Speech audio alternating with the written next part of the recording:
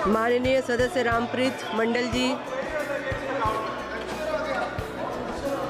माननीय सभापति महोदय, आपने मुझे माननीय वित्त मंत्री जी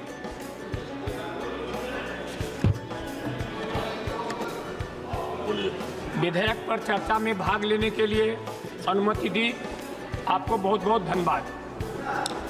अध्यक्ष महोदय, यह प्रस्ताव मुख्य रूप से आम बजट 2024-25 के अनुसार आयकर दरों में संशोधन के लिए लाया गया है। साथ ही प्रत्यक्ष कर की धारा 2 के साथ अप्रत्यक्ष कर की सीमा शुल्क की धाराओं में संशोधन, प्रत्यक्ष कर विवाद से विश्वास स्कीम 2024 में संशोधन, कर विवादों के समाधान को और सरलीकरण बनाने का संशोधन, सीमा शुल्क टैरिफ में बदलाव, केंद्रीय उत्पाद शुल्क अधिनियम की धाराओं में बदलाव, बेनामी संपत्ति अधिनियम की धाराओं में संशोधन, केंद्रीय माल और सेवा कर की जीएसटी की धाराओं में संशोधन, अधिनियम 2015 का संशोधन आदि प्रस्ताव पर संशोधन होने जा रहा है, जो आम नागरिकों के लिए बहुत लाभदायक होगा। महोदय अध्यक्ष महोदय, अब से आम नागरिकों को 75,000 रुपये की भी स्टैंडर्ड डिडक्शन मिलेगा। अध्यक्ष महोदय, सिक्योरिटी ट्रांजैक्शन टैक्स में भी बदलाव का प्रस्ताव है। अध्यक्ष महोदय, लोगों को मकान खरीदने और बेचने में भी अब आगे टैक्स देनदारी की बदलाव से काफ़ी फायदा होगा। अध्यक्ष महोदय, 30 लाख युवाओं को पीएफ में 1 महीने का कंट्रीब्यूशन दे करके सरकार रोजगार को देने के भी बढ़ाने के भी अवसर दे रही है।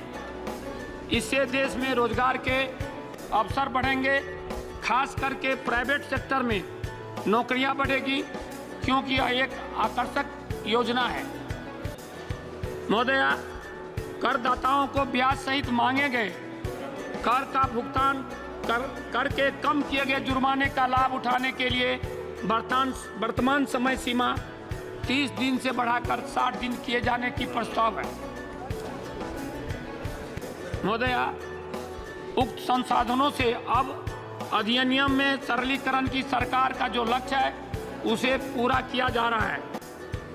ईज ऑफ डूइंग बिजनेस की कल्पना सरकार में हो रही है। मैं इस विधेयक का भी समर्थन करता हूं। और लास्ट में अंतिम, मैं माननीय वित्त मंत्री जी से अनुरोध करना चाहता हूं कि हमारे जितने भी माननीय सांसद हैं, इसमें कोई अमीर है, कुछ गरीब है, जो महंगाई बढ़ रही है, खर्चा बढ़ रहा है, उसमें मैं आपके माध्यम से अनुरोध करना चाहता हूं माननीय वित्त मंत्री जी से कि हम लोगों को महंगाई भत्ता देने का संशोधन में लाया जाए और हम लोगों को इसमें कृपा किया जाए। बहुत बहुत धन्यवाद।